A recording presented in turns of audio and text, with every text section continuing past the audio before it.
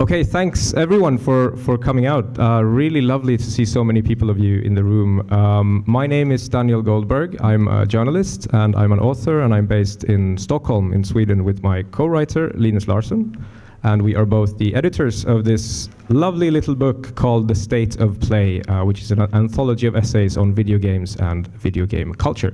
With us, we also have three of our fantastic contributors, people who I think you are more familiar with than with me and Linus, but I thought we'd introduce Katherine Cross, Anita, Sarkeesian, and Evan Narcisse, who are all sitting here. And they're worth another round of applause, I think.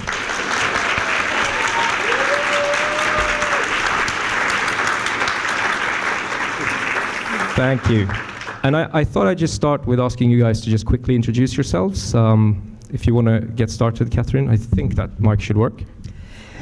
Hello everyone, I'm Katherine Cross. I am a PhD student sociologist at the City University of New York Graduate Center in New York City, surprisingly. And I am also, for my sins, a gaming critic who has written for a variety of different outlets, Kotaku, Offworld, Polygon, Pace Magazine, etc., and also a feminist culture writer who's been published in a variety of outlets. And the main thing that I study as an academic is nowadays the causes and structures of online harassment and antisocial behavior on the internet. And in the midst of all that, I somehow managed to find time to play a few video games. Hello, I'm Anita Sarkeesian. I run Feminist Frequency, which is an educational nonprofit. We produce videos and work around the representations of women in popular culture, and we also advocate to end online harassment. Hi, everybody. I'm Evan Narcisse. I am a reporter at Kotaku, where I've been for 4 years. I have a decades-long career at this point of writing about video games, pop culture, and blackness, sometimes all three at once. You know, I'm very happy to be here. Thanks for coming out. Thank you. Great. So we thought we'd spend about probably half an hour, perhaps a bit more. I know you have a plane to catch in about an hour, Evan, so we'll have to wrap it up before then.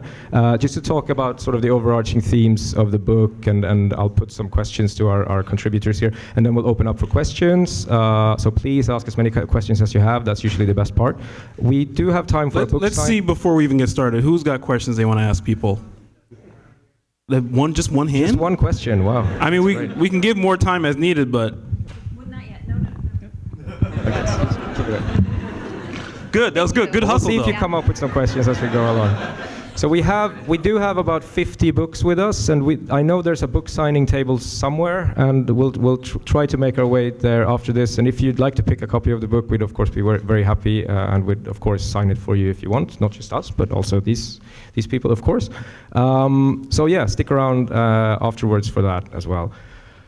So, The State of Play, that's what the book looks like. This is a collection of essays that all represent what me and Linus thinks are fairly new and fairly original ways of writing about, maybe talking about video games, really. And it features wonderful essays by, of course, you three guys, but also enormously talented people, as you all are, of course. But some of our other enormously talented contributors are Zoe Quinn, Ian Bogost, Lee Alexander, Anna Anthropy, Merit Kopas, and a number of other people. And they all deal with topics such as race, sex, identity, gender, religion, and other things that are sort of filtered through and discussed through video games. And the idea we had with this, and the sort of common theme, was to put together a book that, on one hand, showcased what we think are some of the best video game writers that are active today, but also to sort of point to a shift that we think is happening in the way, the general way games are discussed, really, and sort of dealt with and talked about. And what the essays all have in common is that they use games to somehow make a point or make a statement that is about social or political issues. So in other words, they approach games from a very consciously political perspective. And we see this as a process of maturation, really, sort of sign that games are now clearly moving away from, in the sort of general, the general populace, if you will, are moving away from being seen as merely products of technology, merely products of entertainment, into being viewed as sort of cultural artifacts in their own merits, and all that sort of comes with that. And I obviously think it's a great book because I put it together. And that's sort of my sales pitch, I think. So I hope I convinced some of you that it's worth reading. And I'd like to put the first question here to Katherine and Anita. Your essay in this is titled Your Humanity is in Another Castle, Terror Dreams and the Harassment of Women. Can you both just tell me what is the sort of intention with the text you put together here? What is the main points and what is the intention that you want to get through here?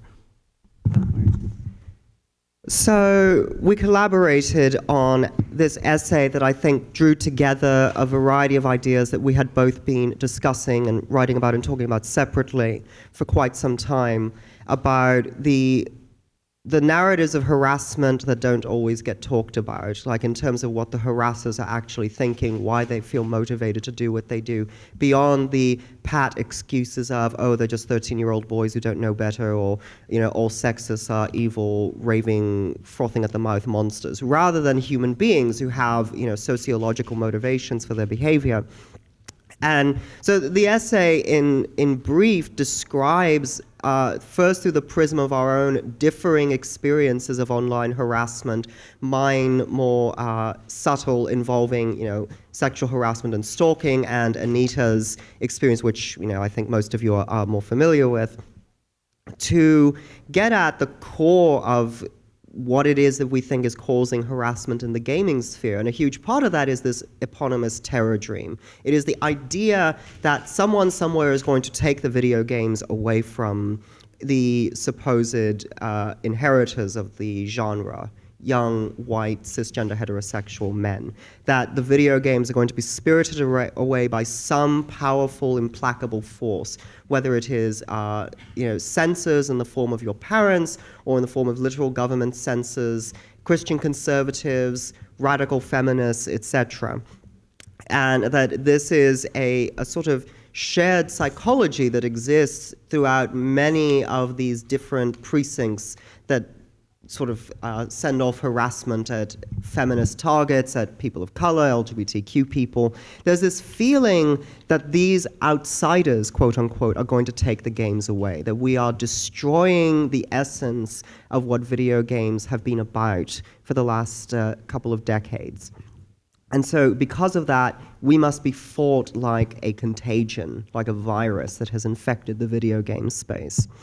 And that's sort of the broad adumbrations of what we were talking about. I don't know if, Anita, you had any other points you wanted to emphasize there? Not really. I just wanted to add that we wrote this in the spring of 2014, and it's really kind of eerie to go back and read it because it's, well, not eerie. There's just this sense that Gamergate was the beginning and end of harassment of women in games, but it wasn't, and it's not on either of those ends.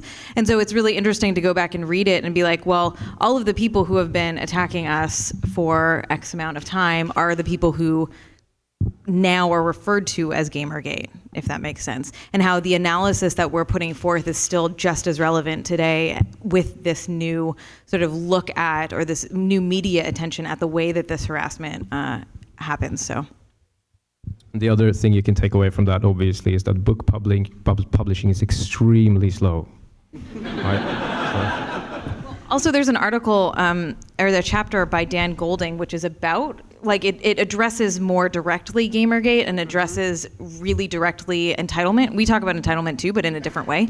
That I highly suggest. I think it's really wonderful.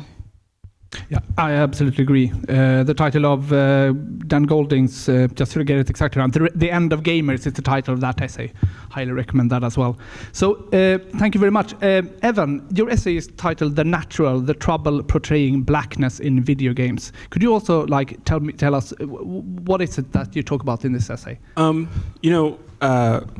guys got in touch with me, I think it was after some stuff I'd written about Assassin's Creed Freedom Cry and how that game affected me. It was almost tailor-made to like elicit a reaction from me. I'm of a Haitian background. It was dealing with slavery on the island of Hispaniola, which is what Haiti was called centuries ago.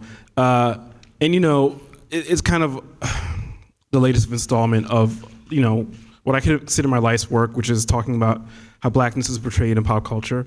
One of the weird things about my job and the place I do it at is I write about this stuff maybe a couple times a year, but people think I do it all the time.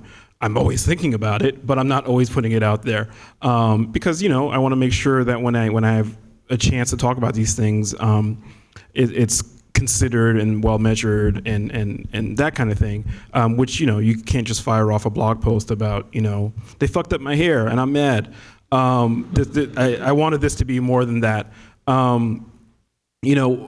So I sat and thought about what are the trends. I've been writing about video games for about 15 years, maybe a little bit longer, and the thing that happens, and you guys kind of alluded to it, is that these reactions to inclusion and even talking about inclusion, they're cyclical, right? I've been through this at least 3 times in my career now. When Resident Evil 5 came out, I had some problems with the game. I spoke to the producer of the game, and without going into the stuff that I wrote then, things have not shifted terribly much in the 6 or 7 years since that game came out, and I think that in and of itself is worth talking about. The core of my essay is talking about how I can't recreate my haircut in character creation options in video games. I have a haircut that, I've written, has been around for millennia. Everybody from Kofi Annan, former director of the UN, to I don't know, Martin Luther King, wore their hair like mine. It should be a super basic option in video games. What I wind up having to settle for is hair that has a different texture or different curl or no curl, and faking like a curl, or just a bald haircut, and kind of choking it down and being okay, I'm fine with this. I'm fine with this. I'm not fine with it. And one of the reactions I've gotten is people tweeting at me or responding in comments of an article saying, well, what about the hair in this game? The article's not about, rather the essay's not about the hair. It's about the decisions and please continue to send me screenshots, but it's not about the hair. It's about the decisions that exclude that phenotypical display in video games, right? There's a reason that straight hair is the norm. There's a reason that lighter skin tones are the norm. There's a reason that the technological challenges of creating different curly hair types or different skin tones or broader noses or wider lips or any of that stuff, there's a reason that doesn't get prioritized when you compare it to other ethnic identifiers, racial identifiers. And that's what I want to talk about. It's a simple, on one hand it's simple. It's a simple numbers game. There's just not enough black people making video games, I think, for these considerations to come up. But also the essay is part of my frustration with what would the architecture of an intake system for getting, more marginalized people, more people of color into the video system, what would it be like?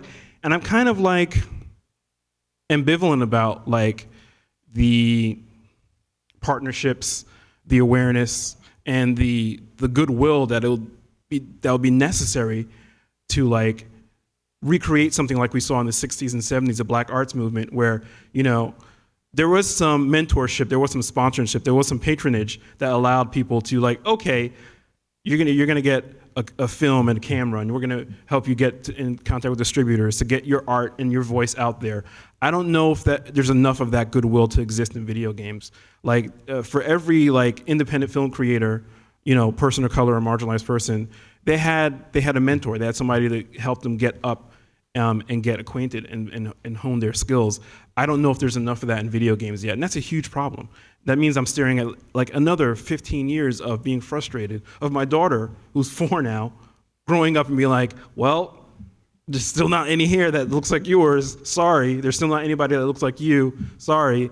It's a really frustrating place to be in, and what I wind up doing is pinning hopes on, the very spare examples of representation that are out there now. And that's kind of unfair to the people who make The Walking Dead or Assassin's Creed. It's unfair to them to okay, you were brave enough to have a black person be the main character in your video game. So now I gotta impart all this feeling onto you. And that's problematic for any number of ways.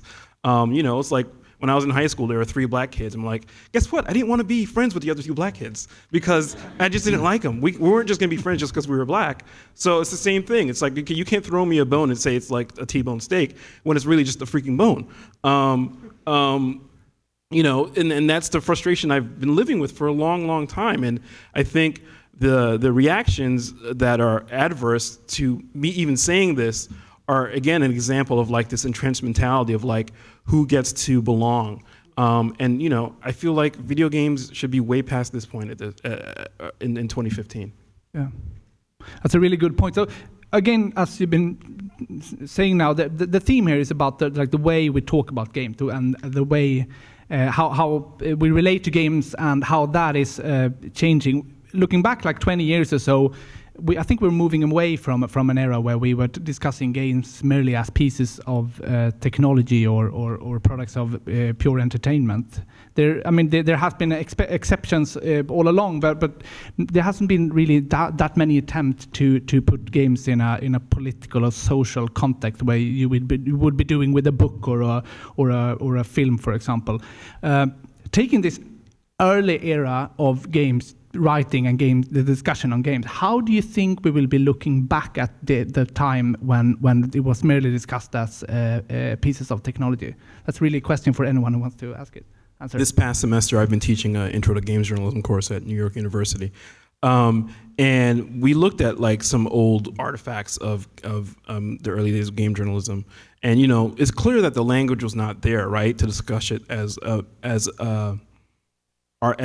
artifacts of cultural production, right? Like the idea is that there would be any kind of design intent or, you know, creative urge to speak to the world or, as it exists around you, that just wasn't there. And it's kind of hilarious to look back at this stuff. It's almost like looking at cave paintings. But, you know, I think what's changed since then has been the idea that there is cultural impact, but the way we frame that cultural impact still tends to be in like, look how much money video games make every year. Look, you know, look at how many people are playing them. Look at like, you know, the way they're so addictive. And like, you know, the terror dream that you guys were talking about, like, that's a different kind of terror dream, right? It's not like as frightening as like snatching games away from people, but the idea is that here's this form we don't understand that's so compelling and so powerful, and you know, it has the potential to portray all different kinds of walks of life. So we need to monitor it, and we need to make sure that, you know, all the norms that are in society get replicated. And that's, you know, I think now writing about video games and critique about video games is starting to grapple with the idea that it doesn't have to replicate norms. It can be a form to, you know, portray different kinds of life. And I think that's super important. I think the progress is, you know, fitful, and is met with you know, really strong opposition. But like, you know, that's still a change that needs to be reckoned with. I think there's going to be an acceleration. I think there needs to be like another. I think what's going to change things is like the impact of a Minecraft with the content of like, I don't know, do the right thing. Something you said earlier reminds me, I've been thinking a lot about, so I talk to a lot of game developers all the time, and you know, there's this feeling of, over the last couple of years, I think it's clear to anyone who's been paying attention that there's more attention being paid to women and representations of women. And you know, we can discuss how those conversations are happening and how those improvements are being made, et cetera, et cetera. But I'm really troubled by the fact that, like, well, when we talk about women, I think that a lot of game developers here are white women and white straight women. And so what you were talking about in these representations of blackness and what that means, and like how, you know, like character creators and all this stuff is a small symptom of this larger issue of white supremacy. That like, we can't just deal with the woman issue and then deal with every other issue one-on-one. It has to all be done intersectionally. It's the reason why we have this word, right? That feminists love so much, or hopefully the good ones love so much.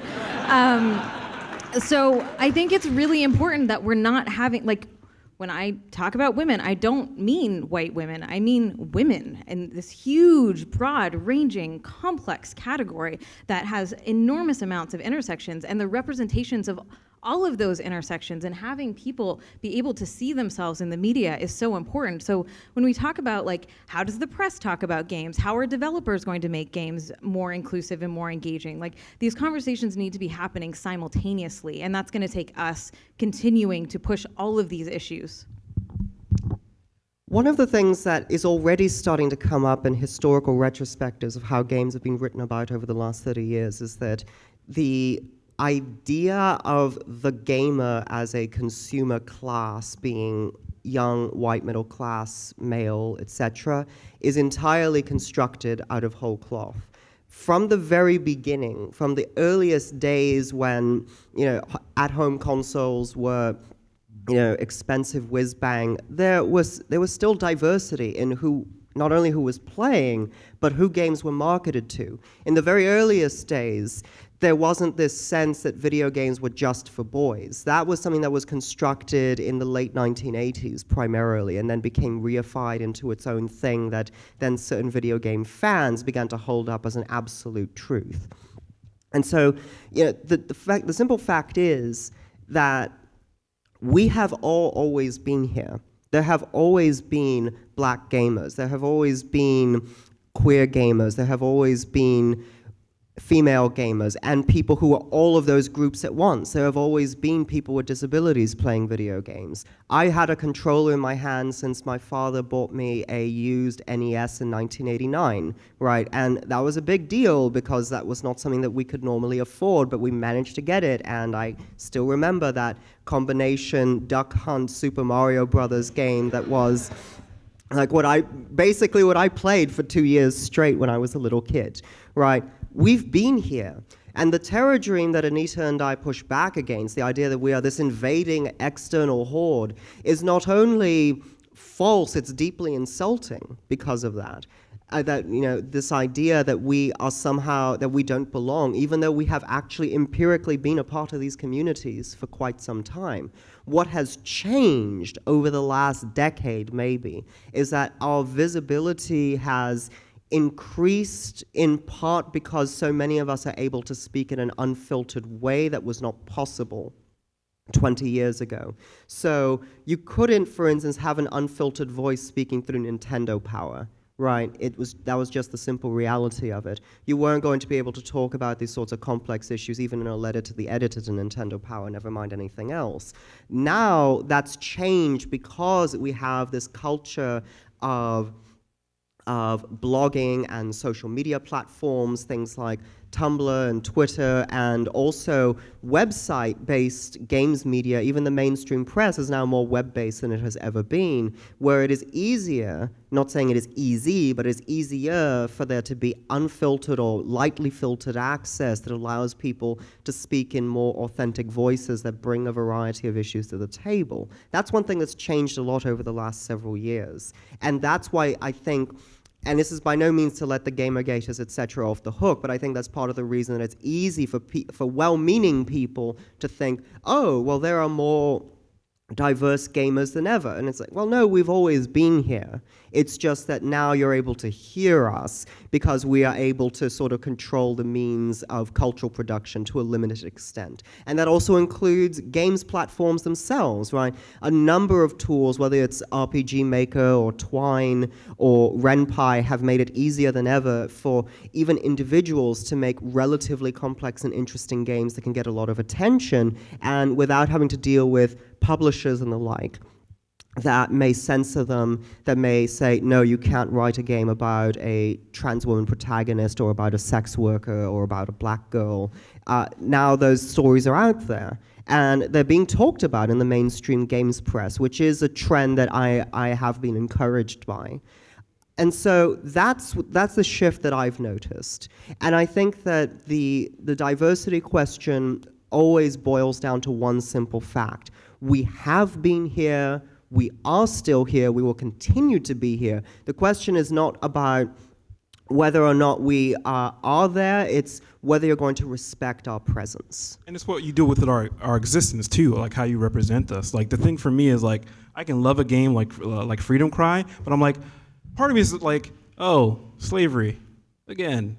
And you know, like it's not like it's been touched on so much in video games, at least the transatlantic slave trade, but like, okay, that's great. Please God, let that be the last one, right? Like what I want, I don't want the uses of the black experience in video games or any kind of pop culture fiction to be just tied to like oppression, you know? Like NBC did a new production of The Wiz that aired like last week? And the great thing about The Wiz is that it's sheer unadulterated black joy, right? Like there's all kinds of fucked up shit happening in The Wiz, but like throughout, those people are finding joy and purpose and meaning and acceptance like throughout all the adversity. And that's like, you know, that's how people of all colors and stripes and walks of life live their lives. You know, I've written about like Ferguson and Charlotte and the terrible things that happen as a result of systemic oppression. And I've written about them on Kotaku with full support of people who I report to. But that's not all my life is. You know, I also write about comic books. I also write about, you know, movies I enjoy. Like I also write about my kid, you know, and that's my life. And I want my life to show up in video games. Not just my life, but like the different variations and shades and tones of what black life looks like in the 21st century. Like part of my energy and focus and purpose is that this is basic. This is 101, like intro to everything. And like it's taking video games a long time to get here. So like it's not just acknowledging the existence of the people in your consumer base or your fan base. It's okay, how do we take that energy and shape it into something that feeds back to them in a meaningful way? Thank you. That's great. Fantastic point as well, Katherine. Thank you very much. You mentioned Twine, and I'd just like to mention that Anna Anthropy has written an absolutely stunning essay about, a very personal essay about working with Twine and how she uses Twine as a tool to tell very personal stories as a game maker that I highly recommend to anyone who decides to pick the book up. You all talk about, you come back to talking about language. You mentioned, Evan, how language has changed and how in the early days language wasn't there. And we also talked a little bit about platforms, like where does the discussion take place when, you know, it's moved online and the different places it happens. A book is a fairly odd choice of format, I think, for writing about video games still, which I think most people agree with. But there's an interesting question there that also has to do with the sort of very toxic environment online, specifically that is a fact, really. How would you? I'm interested to hearing your thoughts about how do you think the sort of language that we use when talking about things like this, and also the platforms and the sort of the different media we use, you know, be it books or be it online, how does that sort of shape and affect discussion and the discourse around games? Yeah, I can go here. Go for it, yeah. You know, the great thing about having 6,000 words to expound on what I want to write in this book is that, like, I can develop the ideas over a course of a number of pages, right? Online, you've got to hit your point hard and loud and often broadly, right? You don't have the time. Twitter's not a great platform for developing ideas. You know, I mean, it's kind of a cliche at this point, but it's true. The ideas that get traction are like that sassy meme, right? And I've made sassy memes myself. If you've seen the T'Challa takedown, yeah, that's my shit. Part of it's not just me, but like the idea that meme existed, and if you don't know, it's basically about the Black Panther showing up in the Civil War trailer and kicking one of the characters in the face and using me and a groundswell of other fans using that split second to vent frustrations against all the bullshit kind of excuses you hear about like the way our lives get talked about in the media.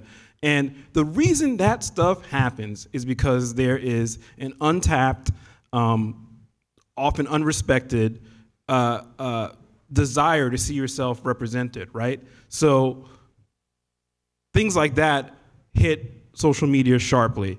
And often the responses against those things can be, like you said, toxic and harassing. But I think people are like, they're aware that there's a mass of other buzz, there's a buzzing of other voices around them, and the things that cut through the most are often sharp and can often tend towards being mean and fucked up.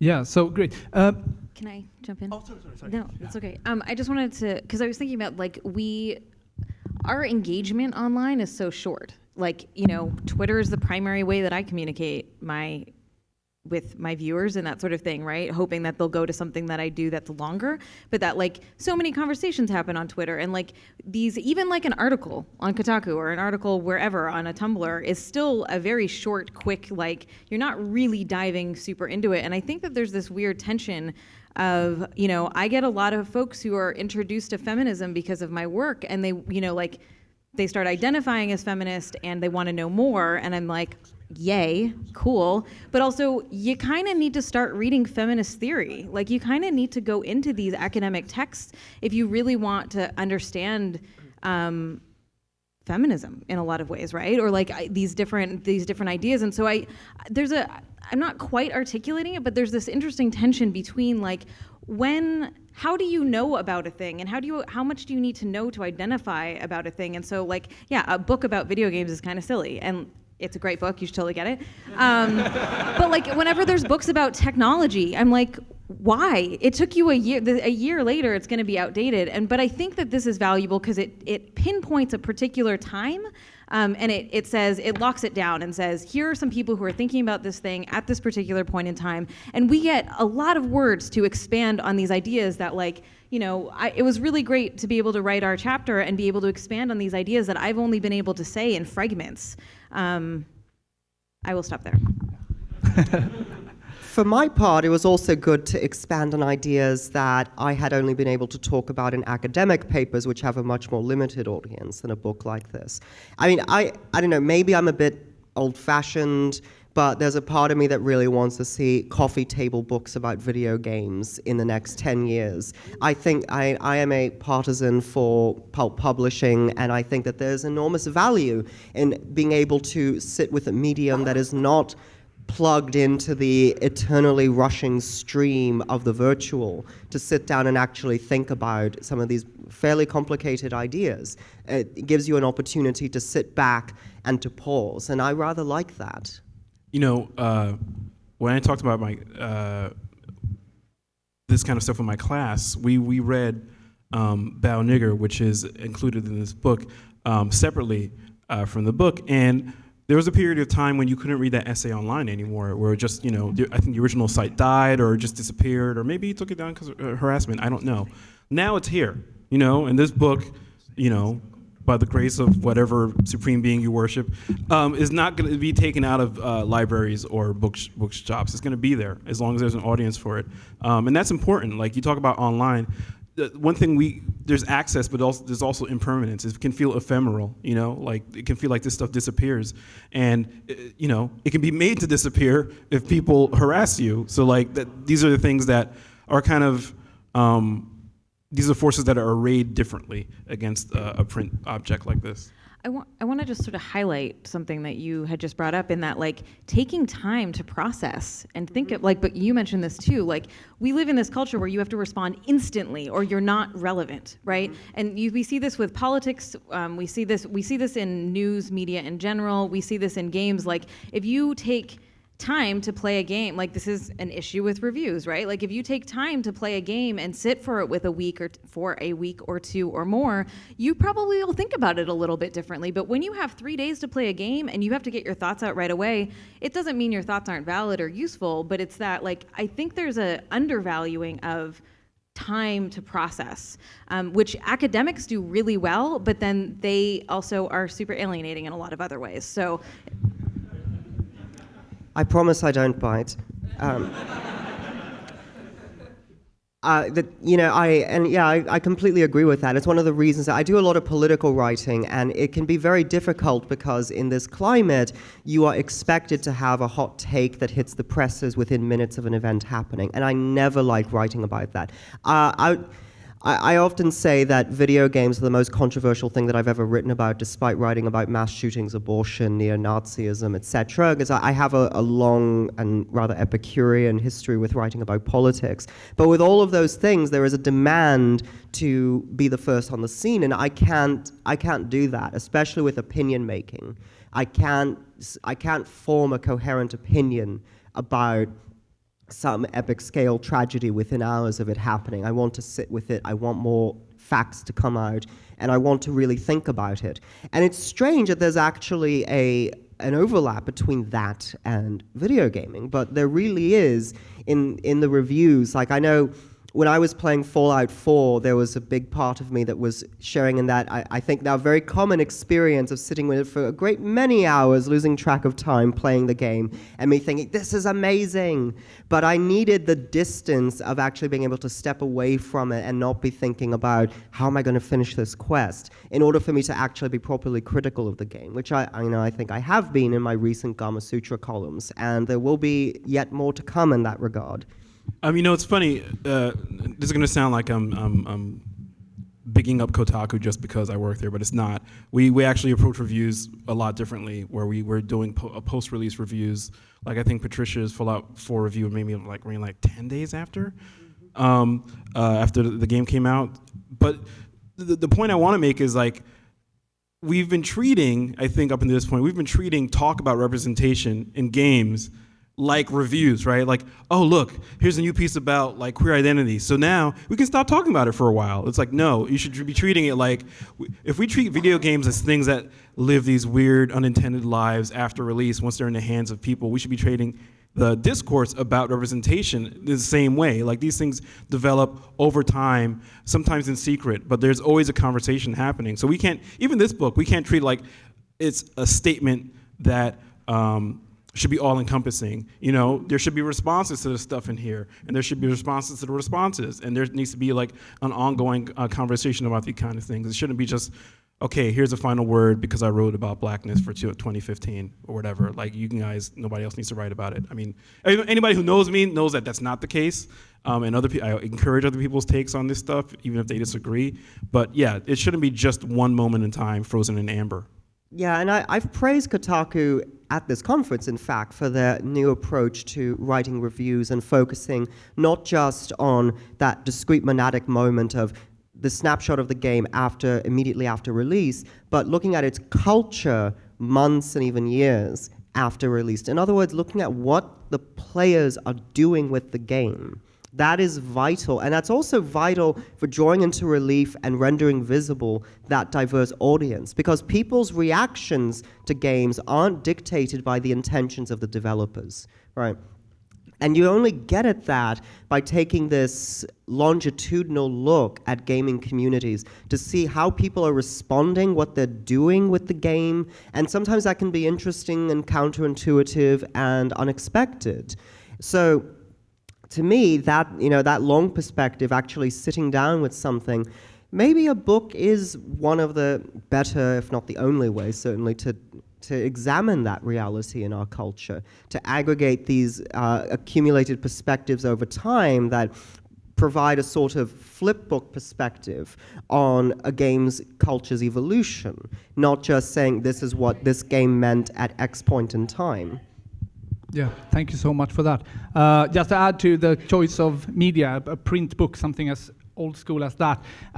Me and Daniel published a bunch of them. This is our second in English, and they tend to reach audiences way beyond like this crowd.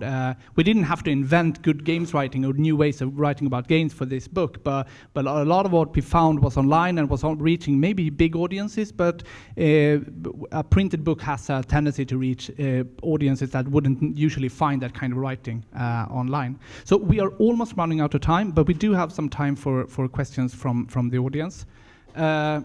Loads already. She raised her hand. Oh yeah, she was first. Yes, that's right. Good one.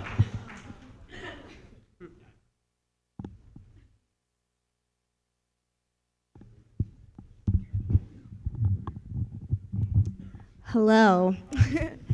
My name's Adina Shanholtz, she, her, hers, and the original question was going to be, can I buy the book? My actual question, thank you for answering, but my actual question is, I have a job that deals with speaking with other people, and you three definitely speak to other people, and despite some really heinous awfulness against you guys, you still manage to speak very eloquently to other people and deliver your message to your audiences. And I was wondering if you could please tell us about your speaking experience and how you managed to get yourself up and still stand on the stage and stand very proudly and speak your message. Thank you.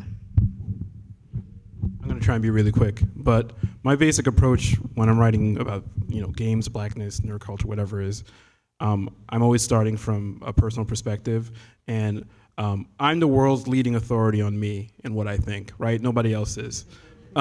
So if I start from that standpoint and marshal some confidence around my own expertise, generally that's how I get it up, for lack of a better term. When it comes time to I'm not filtering here, sorry. But no, so when there's the idea that you've got to channel your energies in a certain way to talk about this stuff when you know it's gonna draw heat. My thing is, whenever I write about blackness and pop culture, is I'm writing from a place that comes from inside of myself, but the response that I get, the feedback loop, always lets me know that I'm not alone. And that's super helpful. My career has been weird because I've been freelancing on staff at different places, but what I'm hearing more and more is gratitude for putting perspectives out there that people have often been afraid to. So the idea that you're coming from you know what you're talking about because it's your experience, and it's this experience that's probably shared with other people, has been meaningful to me. In the immortal words of April Ludgate, thank you, alcohol.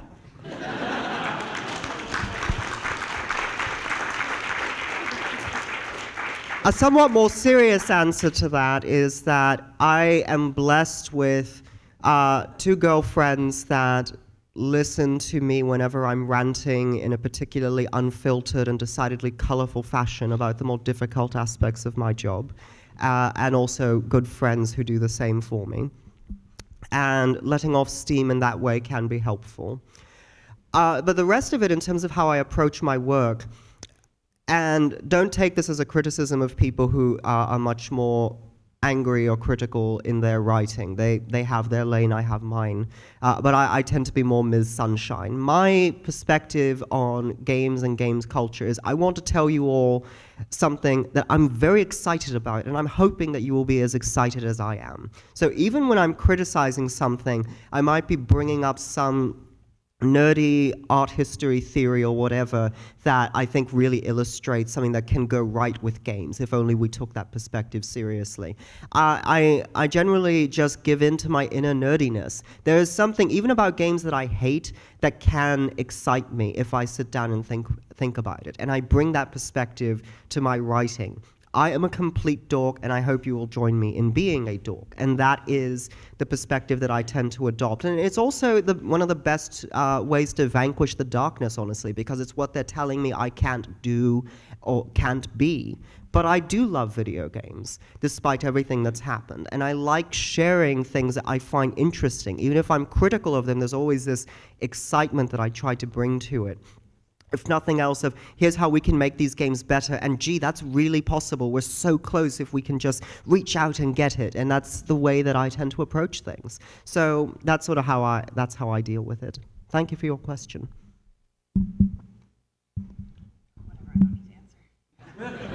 I'll just quickly, I guess. I'm an activist first and foremost, so it never really occurs to me to stop. I think that this work is all the work that people in this sphere are doing is really critical and important, and it's not really an option. We have to do this because it's not just about video games, and it's never just been about video games. It's about real people and their lives, and how we can transform them, and how the media can be a force for good if we keep doing the struggle to make that happen. So. Okay, so I have to make a horrible choice here, but let's go with you, sir, just over there. I think you were very quick up with your hand. You're the horrible choice. I am, in fact, terrible. So I'd like to ask a question on intersectionality again. I work for a very large company, and what started out as like an inclusivity affinity group splintered into eventually like a women's group, a Latino group, a black group, an LGBT group, and now we're in the third generation where like the women's group has split into mom's group and women in engineering and general women's group. And this is all for good reasons because the spaces got full and there were lots of ideas knocking around. But now if you're a lesbian, Latina, pregnant lady who's an engineer, you find yourself repeating the conversation in all of the different spaces and you sort of get lost in all of the spaces. So my question is, as citizens of gaming culture, do you have any ideas for what we should be doing in terms of our activism with regards to unity versus specificity in order to improve gaming culture in general? Well, if I had the answers to that, I'd be selling my own book right now. It's definitely an enormous problem. And I think that, you know, as you point out, there are obviously very good reasons that these individual affinity groups have developed. As someone who embodies multiple identities, you know, I'm a Latina from the Bronx. I know the accent's a bit of a giveaway. I'm also a trans woman, and my sexuality is queer. And there are a lot of different groups that I belong to, but I don't quite fit into any one of them. So I'm constantly running between worlds, and I am like that perhaps hypothetical, perhaps real woman that you brought up. And I don't have a good answer to that, except to say that there's value, I think, in creating spaces for people who live at those margins as well, and to bringing them together, bringing the people who feel like they can't fit in, or who feel like they can't make time for all of these different groups. I would ask them directly. I would get them together and say, well, what do you think is the ideal solution to this? How would you want this problem to be resolved? Do you think that there needs to be a separate group? Do you need more special dispensation for time to attend each of the others? Should there be a dinner party where all three of those different affinity groups get together, saying, right, I think that actually talking to the people involved is probably, like if I were in this woman's shoes, that's how I would feel, honestly. What she said.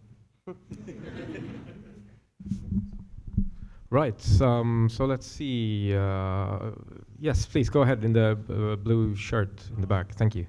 My master's thesis called Better Games, Better Gamers. And I was kind of wondering, what role do you think academic research plays in kind of shaping the games culture? Well, if you were to believe certain people, we are all allied with the defense complex of this country, and we are planning to mind control everyone. So I would say that our influence is actually quite strong. But in all seriousness, I think that it varies dramatically. I think that some academic discussions never get beyond the ivory tower, honestly, or beyond the conferences where we tend to gather. That is a serious problem. It's one of the reasons that I love Feminist Frequency and why I've worked with Anita for so long and helping to make the Tropes versus Women in Video Games series happen, because what she does, I think, is the ideal of translating complex academic ideas into something that's more approachable for a wider audience. And that's more what I think needs to happen. I think that academia, even as it stands, can have a lot of impact. I think that, you know, for instance, feminist anthologies like the Beyond Barbie and Mortal Kombat anthology, which is now going to be in its third iteration, and I will be in it. It'll probably be available on Amazon.com. And I think that that can have an impact because those books are also reaching to a wider audience. They're speaking to the nerdy invested audience that may not necessarily be exclusively academics, but it may include people who are game designers, etc. I think, though, that in order for academia to, if I may use this phrase, reach its final form, what is required is that we get over our snobbishness about popularizing.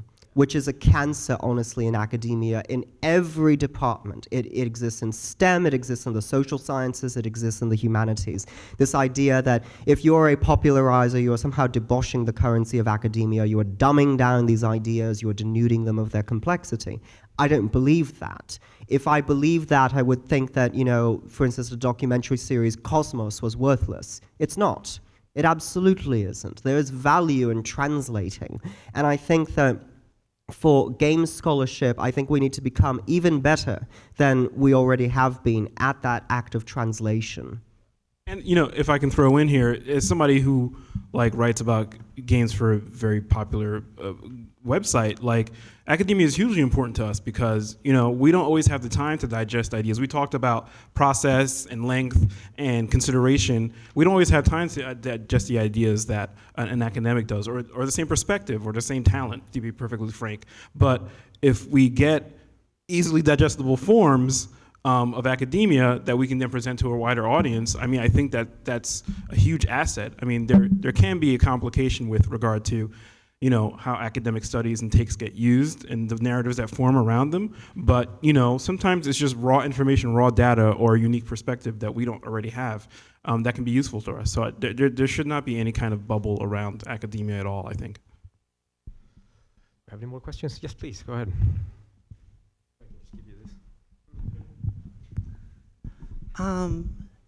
So I'm still trying to figure out how to formulate this, but along the lines of, the sunshine Ms. Cross spoke of earlier, I'm wondering, I find vision statements to be particularly powerful, so I'm wondering along those lines, do you hold in your heads a vision of how you imagine games and games culture to be, what perhaps the world you hope to achieve with your work, or the world you hope to see further on down the road? What sort of vision gives you motivation and keeps you working? This conference, first and foremost, and I think that you all deserve a round of applause for yourselves for being here and being a part of the culture of GaymerX. I do think that there's a lot to be said about this particular convention, not just as a place for people to gather, but as a system of values, right? And I think that those values are what would be represented in a more ideal gaming space, certainly.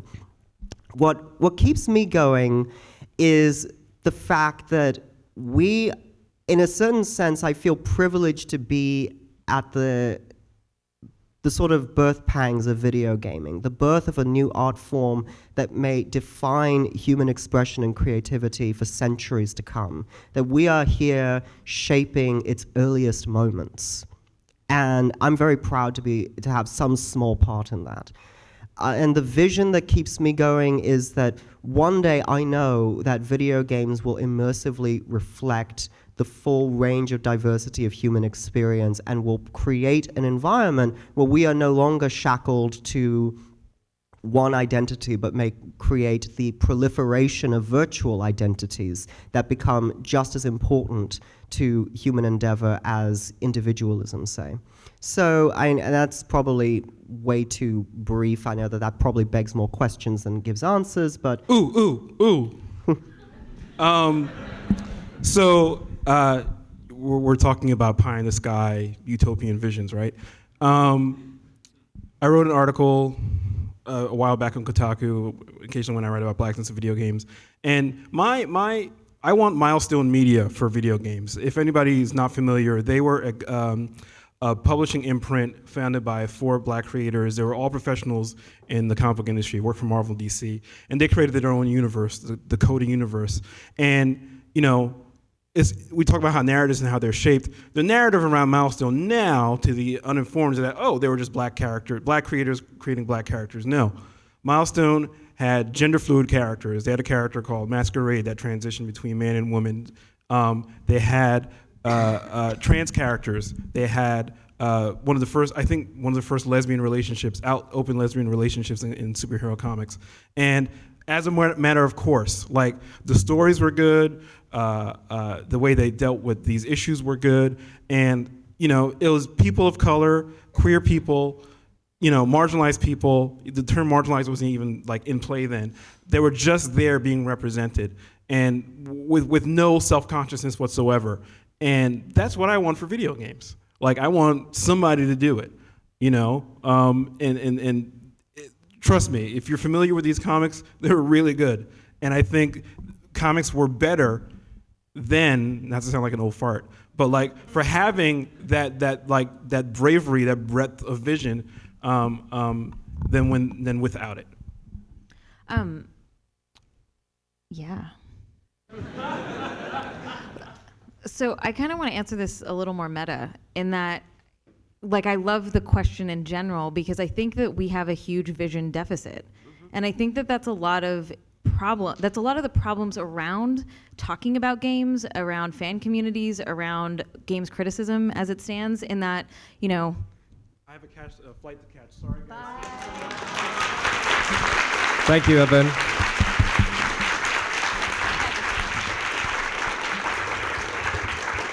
Have a good flight. I think it's a huge deficit because, it's hard. This is something that, what am I saying?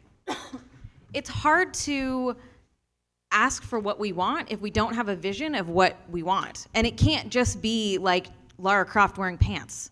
Like, that is not the end goal of and it can't just be, oh, let's have a female playable character in Grand Theft Auto. Like, that's not what I'm fighting for. That's not the work that I'm doing.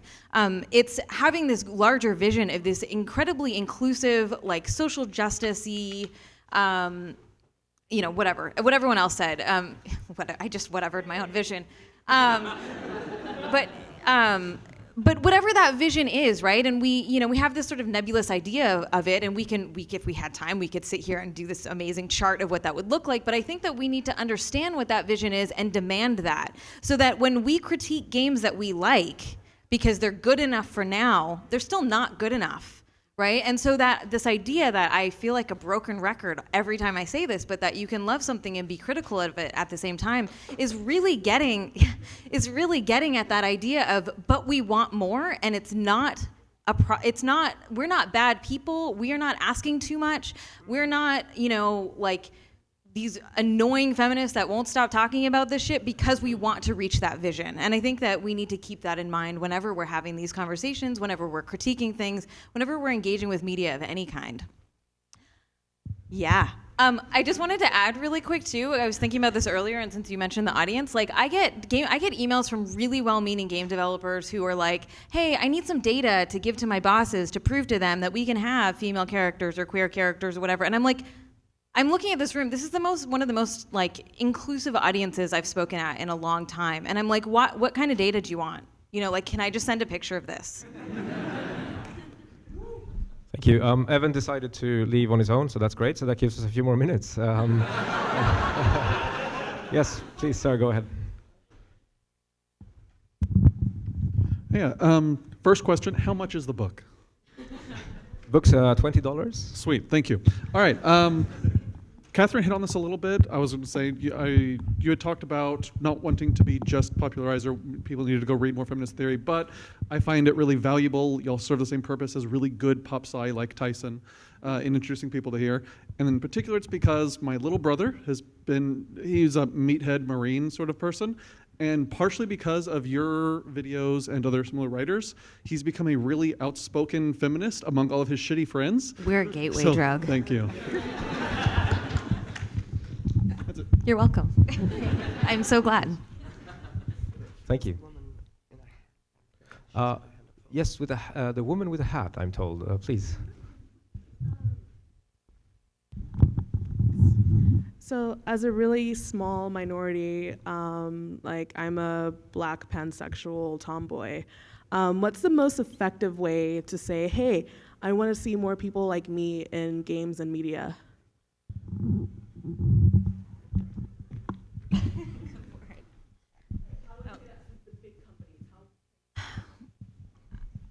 Yeah.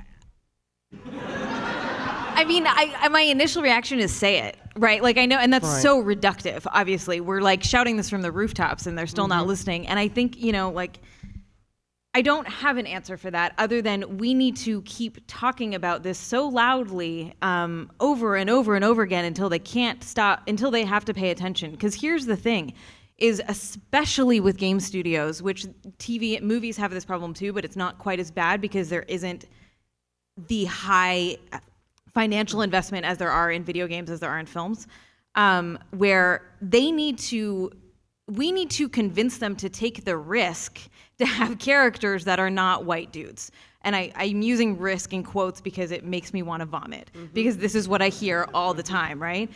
Because they're putting millions of dollars on the line and they don't want their game to fail. So they keep going after this one demographic that is going to buy Call of Duty over and over and over and over again, right? As one example. And so I think when we're dealing with sort of like trying to get corporations, because these are corporations, to change the way that they behave, we need to put pressure on them, right? We need to either make them fear in some way that they're not, that they're not going to sell their game, or they could sell their game more if they did this. That somehow challenging them and making them feel like they have to do this, they have to include this, because then they're going to be like behind the times. And I think we do that by continuing to put pressure, by continuing to critique work, by continuing to remind these people that we exist and we will buy their fucking games, right? The moral argument doesn't work so well on CEOs. I don't know why. They're like, you should do it because it's the right thing to do. But I think that that's part of it. And I know that's not the most satisfying answer. This is also why in my advocacy, and this has also thankfully come up a few more times already at this conference, say that it's not enough for us to be advocating to the same old faces at these companies from the outside, but that we and those companies themselves in particular have to diversify these industries. That there needs to be more of us writing stories about us, honestly, within these industries. And so advocacy for diversifying the staff is, I think, a roundabout but ultimately more effective way of getting these stories into the mainstream gaming industry. And the reason that I point this out, even if it seems obvious, is that I think that in political radicalism there is an unfortunate tendency to allow skepticism of institutions to become outright rejection of them, to the point where I have seen members of various minority groups told by their peers, don't bother even trying to get into this industry, it's just going to be hell, step off, do something better with your time. And there's a way in which well-meaning advice for preparation shades over into being part of the obstacles to more folks like us getting into this industry. And I disagree with that very strongly. I think that that's not the approach that we need to take. I got into this knowing the risk I was taking. As I've said, I received far more harassment and threats and doxing for reporting on things related to video game culture than any other controversial subject I've tackled for any website. And I know that that's not how it should be. And I fight every day to ensure that it is not like that for people who come after me. It is incredibly fucked up that that's the reality that we deal with, that I've received less shit for writing about neo-Nazism than about video games. But I'm not gonna tell another trans woman, you shouldn't be here. Even if you have talent, even if you want to do this, you shouldn't follow in my footsteps. That's not the approach that I want to take as a feminist, as a member of my own various communities. And so I would encourage a lot of people here to think critically about that. A lot of these major corporations that dominate the gaming space, they are awful. You have no doubt heard many water cooler conversations at this very conference about some of their awfulness to their employees. But the reality is that in order to storm the gates of the Bastille, you've got to be there. It's not enough to simply reject the institution out of hand because it is an incredibly problematic institution.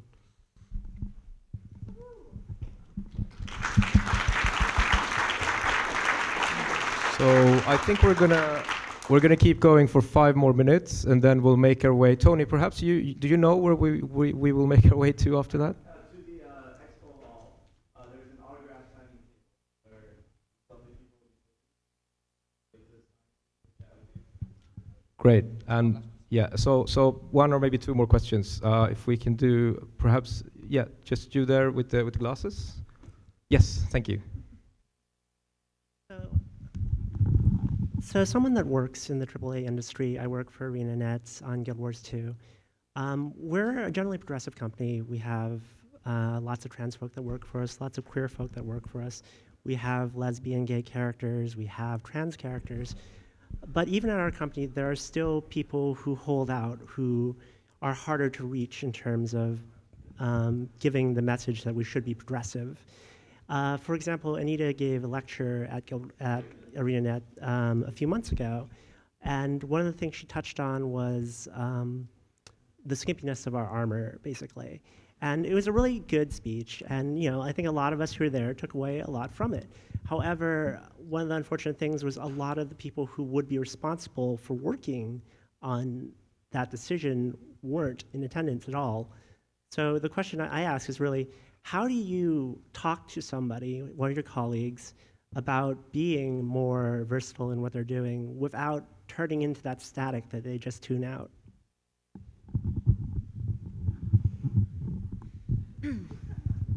Yeah. It's really hard because, so there are different, it depends who that person is, right? Like if they're a decision maker and they're above you, it's a lot harder to make change there, right? This is not the most hopeful thing that I've ever said in my life, but it's not the worst either. But so one thing I've realized over my decade plus of doing activism work is you can't convince people you can't even talk to people who aren't ready to be talked to, who aren't interested in these ideas. They just are not there yet. And I think that general theory comes into play with lots of things in our lives, right? Like, how many times has your friends told you that your partner sucks and then you break up with them and you're like, oh yeah, they sucked, I didn't know, right? Like that's just a really reductive example, but it's the same kind of thing where people are not necessarily in a space to be able to hear some of this stuff. So like, we have to keep doing this work, but there's also this fine balance of like, when do you plant the seed and move on to places where you can actually make an impact? So there's that when it's in your workplace and it's the stuff that you're producing, that becomes a little bit more challenging. So I found that in workplaces where the decision makers are on board, it is way easier to get everyone else on board. When it's the people who aren't the decision makers that want to make change and convincing their superiors in some way, that it gets a little more challenging. And I think part of it is, like, some of it might just be, if a lot of people are talking about this all the time, then you aren't isolated, right? You aren't the only one being like, women, clothing, people of color, right? And I think that helps. And like at ArenaNet, there are a lot of people there who are super supportive and engaged. And so is there some way to, like, whatever studio it is, but is there some way for that to just that to be the primary? I guess what I'm thinking is, like, how do you make that be so dominant in that space that it's just normal? Like, it's not a static, but it's that, like, everyone is talking about this and you're the one that's left out, not you. Asshole designer person is the one that's left out, right? Is there some way to create that kind of space where they feel like, okay, well, I guess I need to start listening to this, or I need to make some kind of changes here? Great. Okay, Anita and Katherine, thank you so much for taking the time, and thank you all.